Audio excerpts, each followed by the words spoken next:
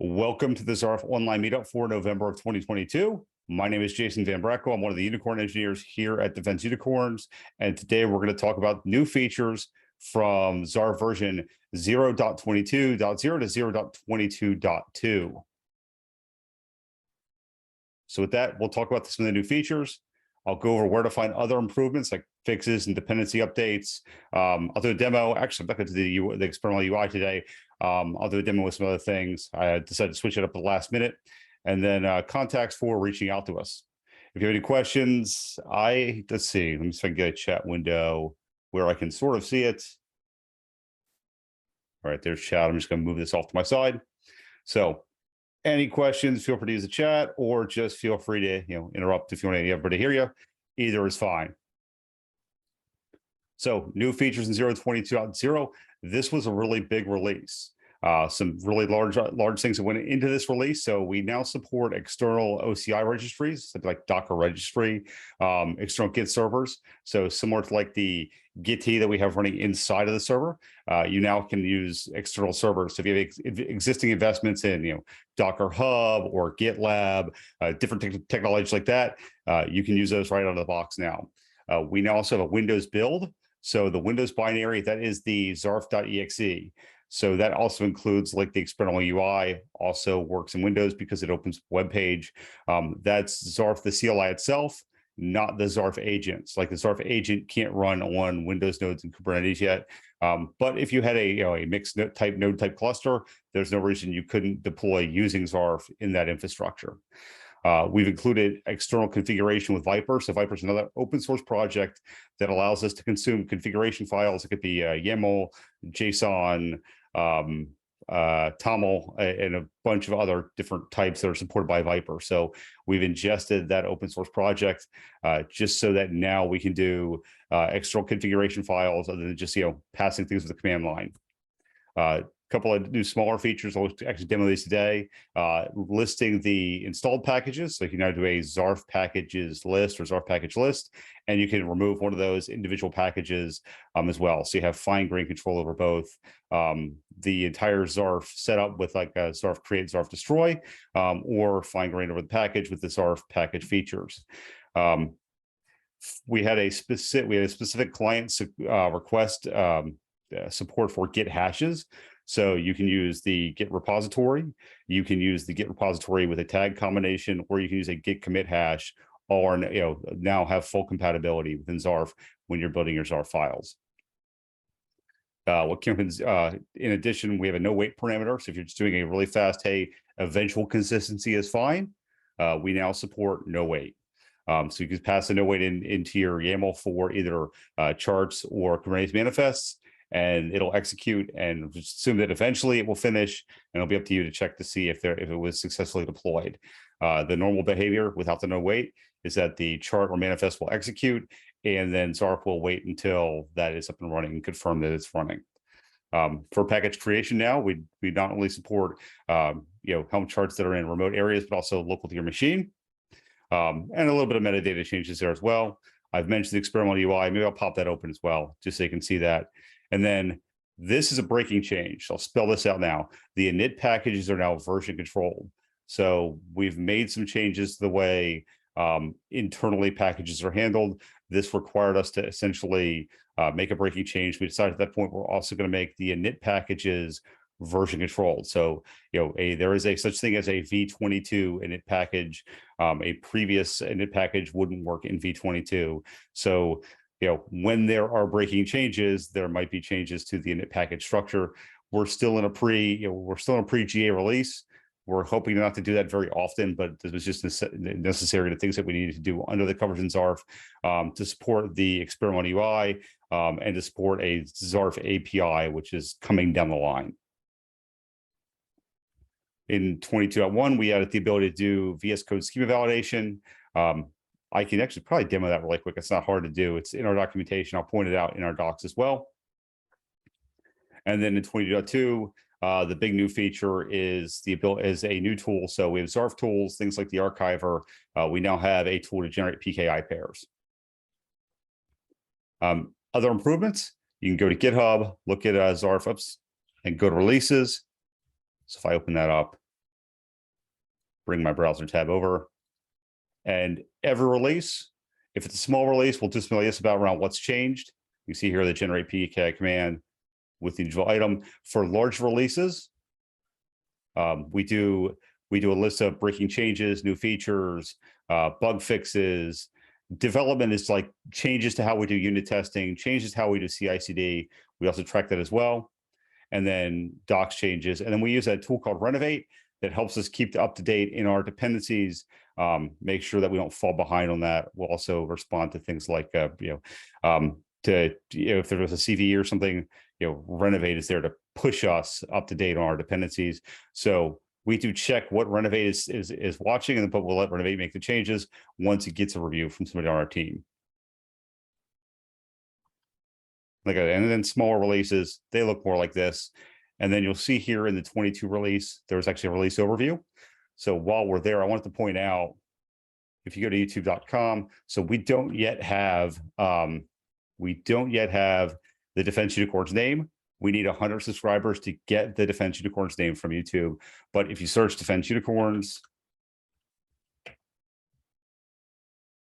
you'll find us here on YouTube with a lot of different videos related to Zarf. So we're working on this right now. This is one of the areas where we're doing some improvement. Please subscribe. I'm trying to release a new Zarf video at least every other day, if not every day. So what you'll see, what we're talking about here in the 0.22.2 release, there is a video over here very similar to what I'm doing today, talking about the release. In that one, I actually just demoed the UI really quickly. This is a little bit more involved than that. Most of these videos are between, I would say, 6 and 15 minutes. They're just designed for like, hey, I want to learn how to do this. Eventually, we'll have links between our documentation and the videos on how to. It's kind of our vision for the future there. But right now, and also to move these into reverse chronological order, so that the person who actually owns our YouTube channel right now is deployed. So we're doing a lot. We're doing a lot of things to this, very little at a time, just as we can work with the owner. This will become a brand channel. More of us will be able to work with it.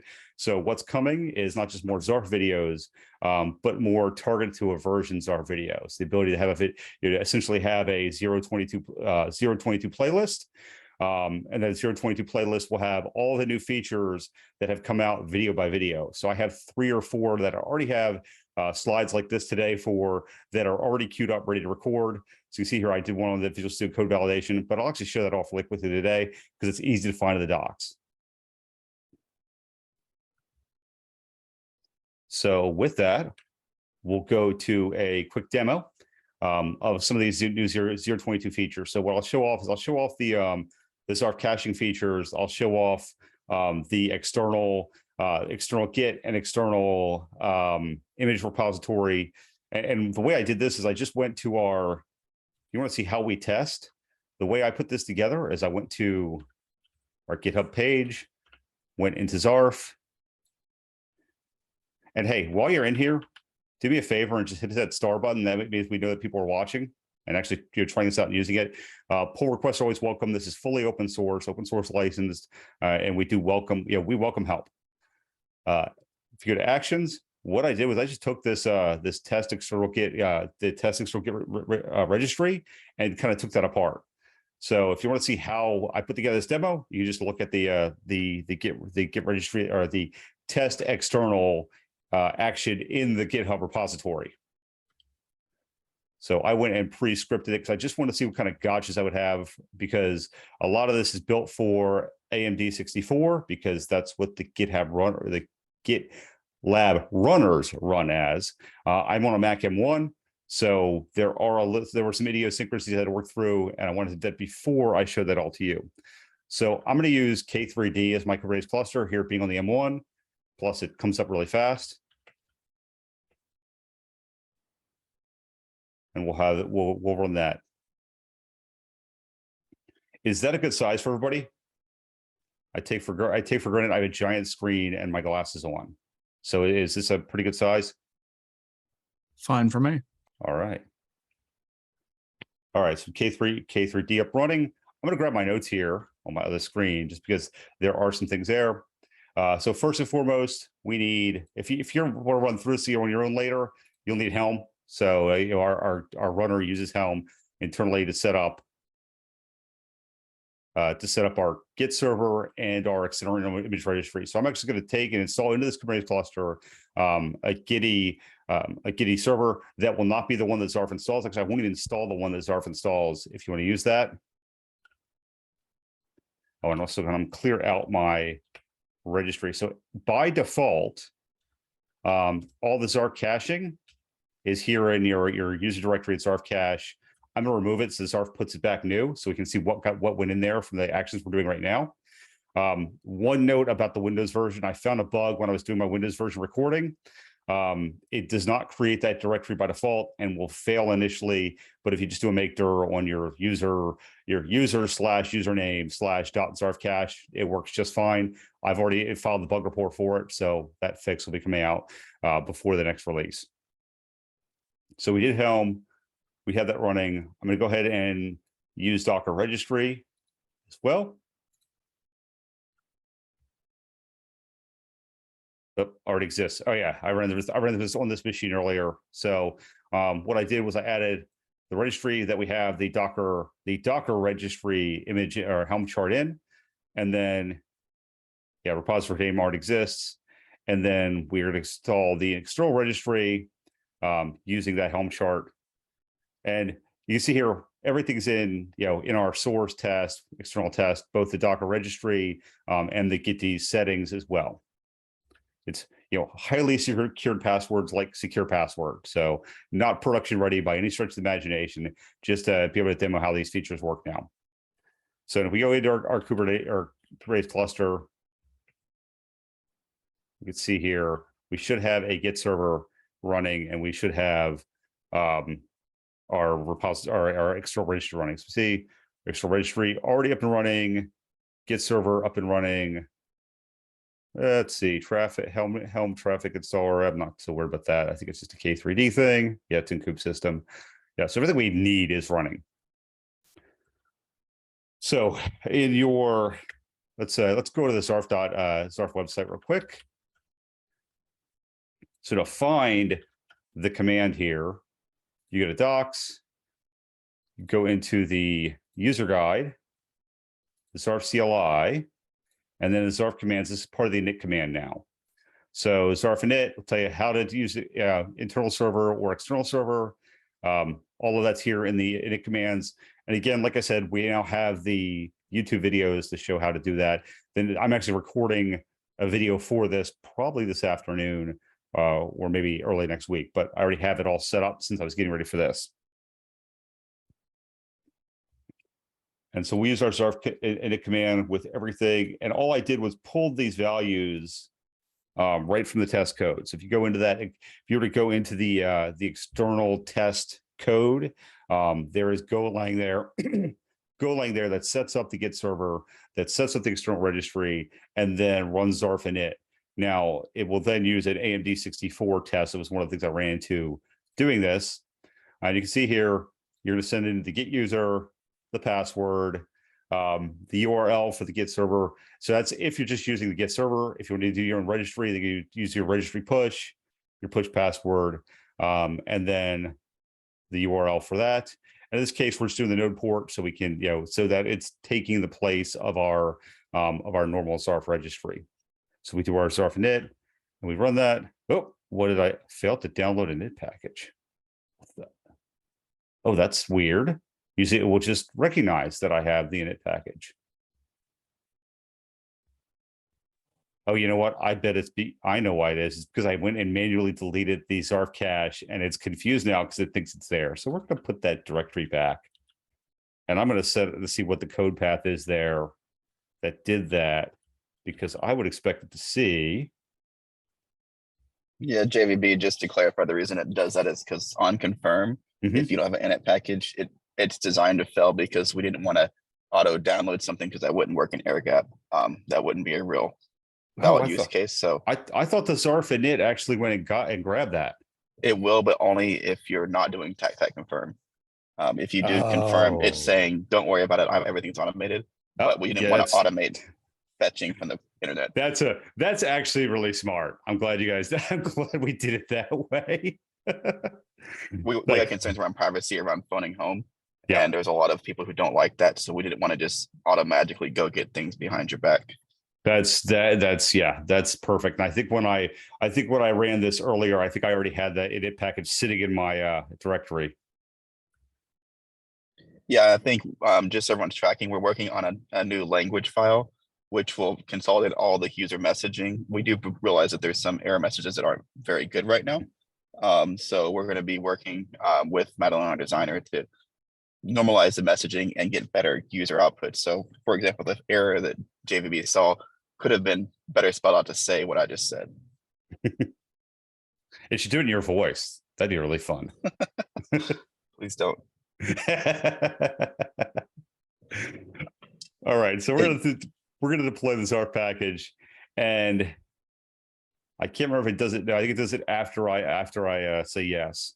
So now we'll skip the log components for time. We'll skip the server, and you can see here it's telling us it's not going to deploy certain things because external registry was provided.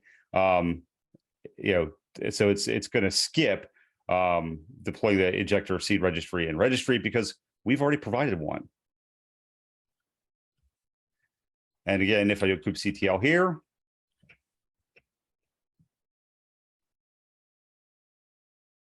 we can see here all of these Zarfy things have installed like the agent, and it will be taking advantage of that. And just to prove out that we can, I'm just going to steal the test right from the testing that we use for the code. I'm going to actually build and deploy the Flux test. So Flux will actually use that registry to install pod info, which everybody's seen before. So I'm going to create that package. This also gives me an opportunity to go see what's getting put in the Zarf cache.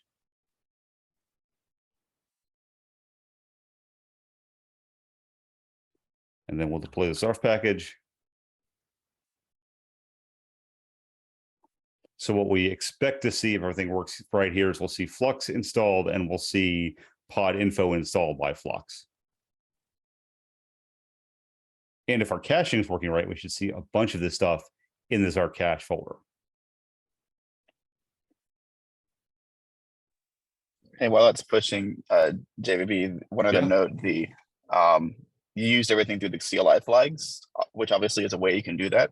Yep. But with Viper, we would encourage people to consider using either environment variable style for secrets, like the way TFRs works in Terraform, or the Viper config file, because it could still just be a Zarf init. Yep. With a config file that it auto loads as well in your preferred format. Yeah, definitely a really good call out there security wise. And we'll have a video on YouTube on how that config file works. And Jeff, I know you were playing with more than just YAML JSON, but didn't you have a TOML as well? Yeah, so we by default we use TOML. We just felt like it was more readable. So like all the unit tests that you look at, they're all using TOML for configuration, and the default is it'll look for zarf-config.toml as a default. So if you have that set, you don't have to specify it. It'll auto load that first. Yeah, I completely agree there. I like TOML a lot more than I like YAML and JSON as far as readability goes. All right, so we should now have that pod info up.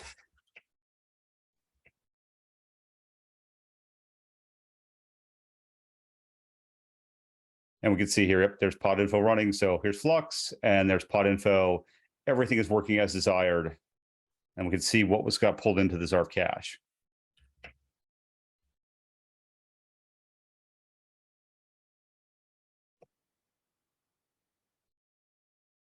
You can see here the images. So these are the SHA-256 of the image. That's how we store it. So we know that like if somebody were to change the image, the cache would fail because they would not, with the SHA wouldn't match anymore. Now, one thing of note, if we go back into the repos and into pod info, there is nothing stopping me right now today from doing a evil, basically there's nothing stopping me from installing things into this folder that are evil. This is one, and so I confirm with the team we don't, we don't right now check to make sure this hasn't changed. But that's really a physical security thing. If somebody already has access to your local machine where you're building your supply chain machine, you have bigger problems than just somebody can get into your cache. That being said, just be aware we're right now, as of right now, version 22.2, we're not checking that cache hasn't changed for the repositories you pull in. So just one thing of note there. Yeah, one thing we're looking at for caching, because we want to cache files anyway, is moving more towards basically SHA hashes for all the caches, including the repos. And then if we did that, we could do a little more sanity checking. But right now, there's definitely some concerns because you could make it dirty on the Git, which would break it anyway. So just making a pristine copy, this cache was supposed to help make things faster, but there is that risk that we're still trying to figure out the best solution for. Yep. So just want to point that out because it was the first thing I thought about when I started playing with the features. Like, can I do evil things with this? Yeah, and keep in mind, if you were following like Salsa 3, you wouldn't have this cache anyway because you'd have to have a pristine ephemeral environment. Exactly. So it just depends on your security context as well. Yep. Yeah, definitely a good point there. And then just to show off the package, the new package features, we have Zarf package list, and we can see here the Zarf agent and Flux installed. And if I just wanted to remove Flux, I can do a Zarf package remove with the name. And then that, because we're doing a remove, it requires confirm. You can see here, if I don't do that, it will yell at me. So it wants me to actually confirm that I do indeed mean to remove it, and it will go ahead and remove it. And then if we do a kubectl here, we can see here that, Flux and the Fluxy things are no longer there.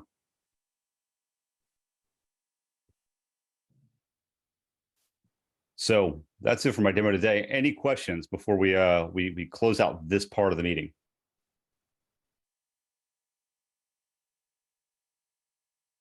And Courtney's already on it. So if you were to get a hold of me personally, I am at JVB in the Kubernetes Slack. I'm also in the Rancher Slack. I think I'm in the SDO Slack. So I'm generally at JVB, and that was a nickname somebody gave me companies ago that just stuck. On Twitter, I am Jason Van Brackle. On Twitch, I am Jason Van Brackle. So I've started live streaming 9 to 11 a.m. Eastern time on Tuesday and Thursday. So when I'm preparing for demos like this, or if I'm trying out a new integration, like my next integration I'm going to experiment with is Mattermost. So I'm going to try to create a Zarf Mattermost package for deployment. I'll be doing that live on Twitch. Probably, actually, I may do that one live because I'm trying to get it done by Monday, but generally I'll be doing integrations and testing. I've got some things on my, I've got some things I'm playing around with RKE2. I've got Rancher on the list. I've got a bunch of things I want to play with that are integrations to make Zarf packages. So that will generally happen on Twitch. Feel free to join, ask questions. Again, that's 9 to 11 a.m. Eastern time. Zarf is available at zarf.dev, on GitHub at defenseunicorn/Zarf, and there is the Zarf channel on Slack where Jeff and much of the team and myself tend to hang out and answer questions. Jeff is up at odd hours, so if you're up at odd hours working, he'll probably answer your question. And then if you reach Defense Unicorns, you can do so at Defense Unicorns on Twitter and on LinkedIn. And a bunch of us post to those accounts pretty regularly when new videos get released, when the next Zarf online meetup will be. So if you follow us on the Eventbrite, if you use Eventbrite, you'll get a notification when we create new events. The next one will probably be December, only because we have, when the next one would be 2 weeks from now, which I've been trying to do, would be over the Thanksgiving break. So the next one will very likely be into December, showing off some new things. Oh, I did promise to show how to get to the UI too as well. So if you want to look at the experimental UI, you can do a Zarf dev. So you notice Zarf, we don't talk about dev here in the help because this is where experiments go. And if I do Zarf dev UI, it will bring a web page. Again, this works in both. This works in Apple, this works in Linux, and this works in Windows just fine. And we can see this here and what's been deployed to that cluster.